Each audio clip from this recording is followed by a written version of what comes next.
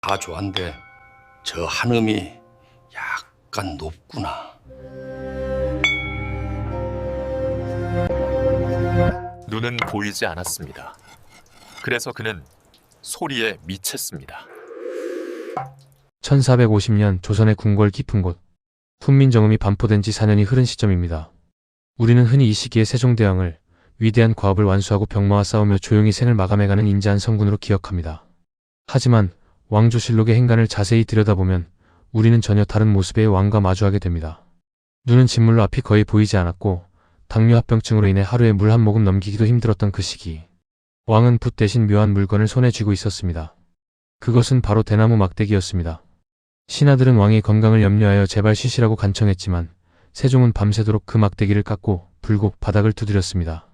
도대체 그는 무엇을 하고 있었던 것일까요? 단순히 음악을 즐기는 취미였을까요? 아니면 육체의 고통을 잊기 위한 일종의 관계였을까요? 오늘 우리는 한글이라는 거대한 업적 뒤에 가려져 있던 세종의 또 다른, 어쩌면 한글보다 더 집착했을지 모를 치열한 프로젝트를 추적하려 합니다. 죽음의 문턱에서 그가 필사적으로 찾으려 했던 단 하나의 소리, 그 미스터리를 파헤칩니다. 세종대왕, 당신은 대체 왜 그토록 소리에 집착했습니까? 지금부터 그 세 가지 충격적인 진실을 공개합니다. 우리가 알고 있는 세종의 이미지는 과학과 언어의 군주입니다. 자경루 추구기 그리고 훈민정음. 이 위대한 발명품들은 백성들의 삶을 윤택하게 만들기 위한 실용주의의 산물로 평가받습니다. 하지만 학계의 시각은 조금 더 복잡한 곳을 향합니다. 세종이 즉위 초반부터 생을 마감할 때까지 가장 오랫동안 가장 끈질기게 매달린 분야는 사실 음악이었습니다. 여기서 우리는 의문을 가져야 합니다.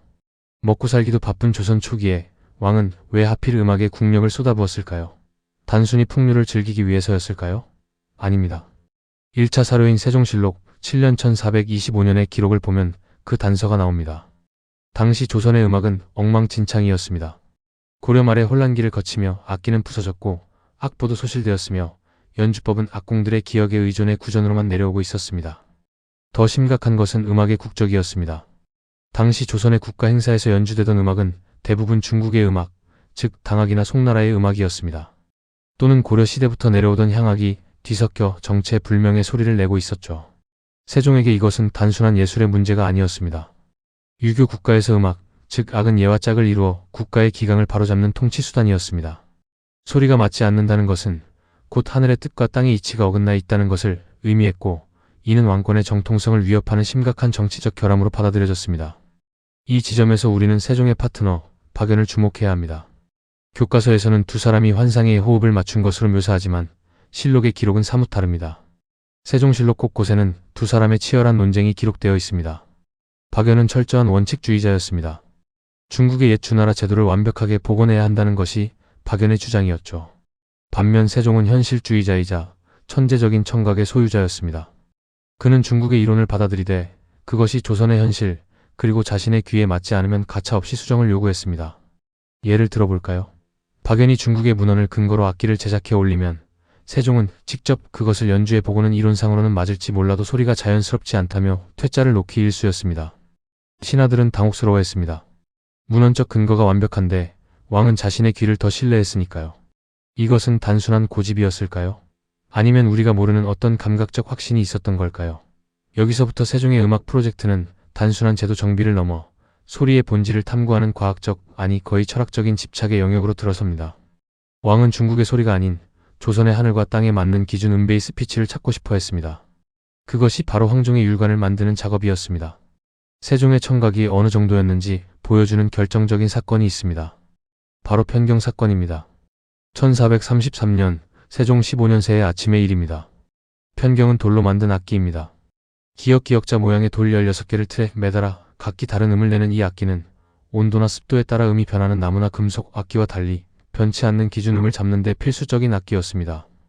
이전까지 조선은 이 편경을 중국에서 수입했었는데 운송 도중 깨지거나 음이 틀어져도 고칠 방법이 없어 골머리를 앓고 있었죠. 세종은 결단을 내립니다. 우리 땅에서 나는 돌로 편경을 직접 만들자.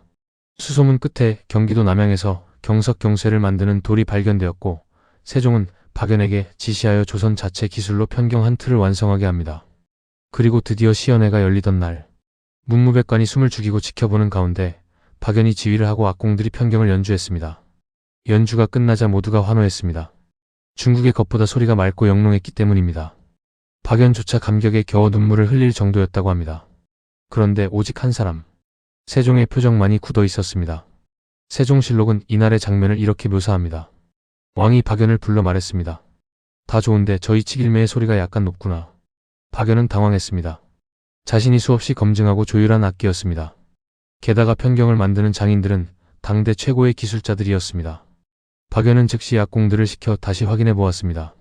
그런데 결과는 충격적이었습니다. 실제로 그 돌에는 먹줄이 아직 덜 갈려 있었던 것입니다.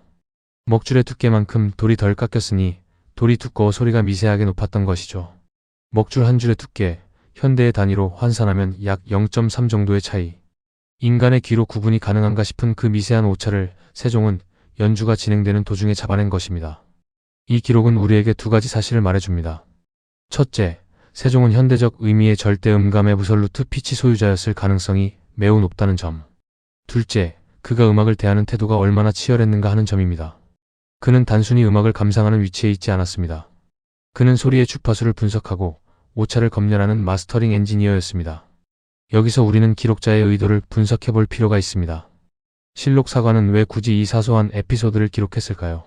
단순히 왕의 귀가 밝았다를 자랑하기 위해서였을까요? 아닙니다. 이것은 당시 신하들이 느꼈던 공포와 경외심의 반증입니다. 왕은 속일 수 없다. 왕은 돌 깎는 먹줄 하나의 차이도 꿰뚫어 본다. 이 사건 이후 조선의 악기 제작 과정은 극한의 정밀함을 요구받게 됩니다.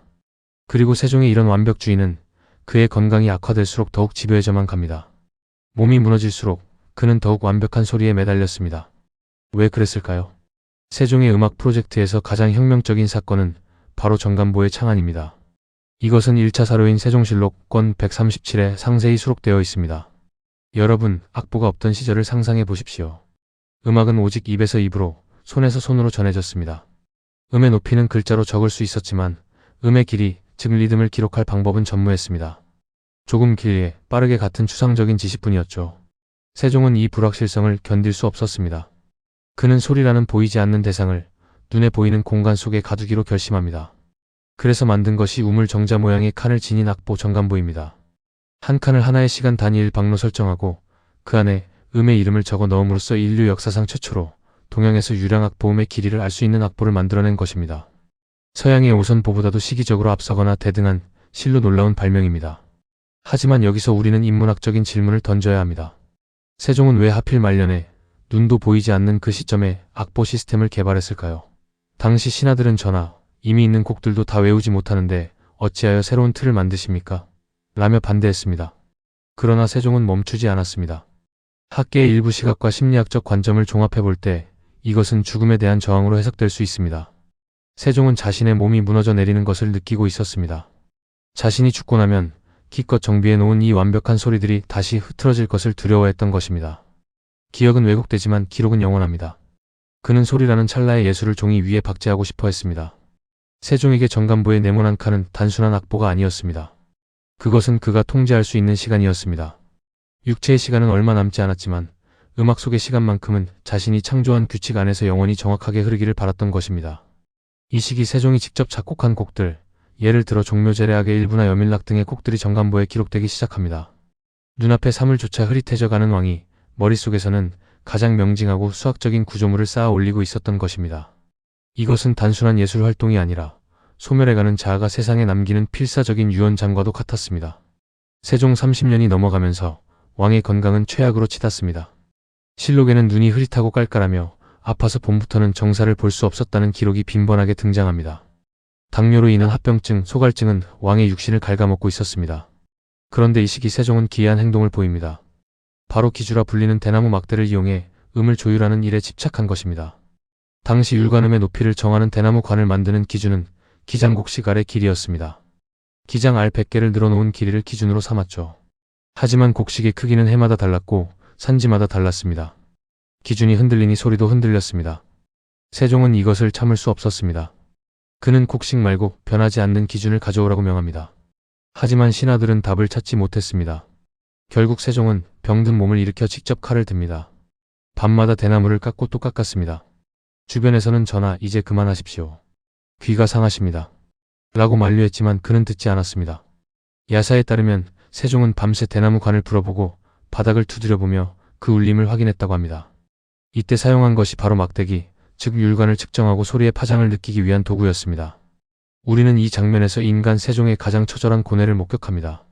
눈은 보이지 않는데 귀는 그 어느 때보다 예민하게 열려 있었습니다. 시각이 차단된 세상에서 청각만이 그가 세상을 인지하는 유일한 통로가 된 것입니다. 그는 대나무 관의 길이가 1분 약 3만 달라져도 소리의 색깔이 변한다는 것을 본능적으로 그리고 경험적으로 알고 있었습니다. 그가 그토록 찾아 헤맨 것은 단순한 도두음이 아니었습니다. 그것은 혼란스러운 세상의 중심을 잡아줄 진리였습니다. 소리가 맞지 않으면 예법이 서지 않고 예법이 서지 않으면 정치가 바로 서지 않으며 결국 백성이 괴로워진다. 이 논리 구조 속에서 세종에게 율관 조율은 곧 백성을 위한 구휼 활동과 동급의 무게를 지닌 과업이었습니다. 그가 작곡한 곡의 이름 여밀락, 백성과 더불어 즐긴다는 뜻입니다. 아이러니하지 않습니까? 정작 그 곡을 만든 왕은 밤마다 고통 속에 홀로 깨어 있었는데 말입니다. 그는 자신이 누리지 못할 즐거움을 백성들에게 선물하기 위해 자신의 생명을 깎아 대나무 율관을 만들었습니다. 대나무에 묻은 것은 단순한 핏자국이 아니라 한 군주가 자신의 시대를 완성하기 위해 바친 영혼의 파편이었을지도 모릅니다. 이것이 바로 세종의 음악 프로젝트가 가진 진짜 의미, 결정적 모순입니다. 세종사 후 그가 정립한 아학과 정감보는 조선 음악의 뼈대가 되었습니다.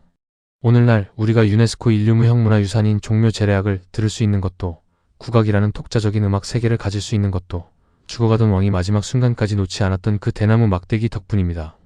우리는 오늘 세 가지 사실을 확인했습니다. 첫째, 세종은 음악을 단순한 예술이 아닌 국가 통치의 핵심 수단인 예악으로 보았다는 점.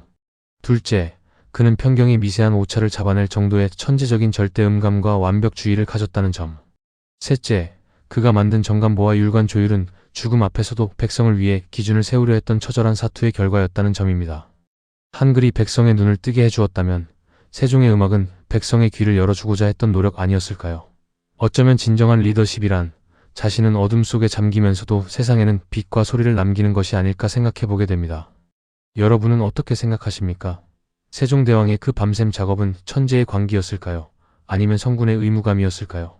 아니면 소리로나마 위로받고 싶었던 한 인간의 고독이었을까요? 여러분의 생각을 댓글로 남겨주십시오. 역사에 숨겨진 1인치를 찾아내는 다큐멘터리, 다음 시간에 뵙겠습니다.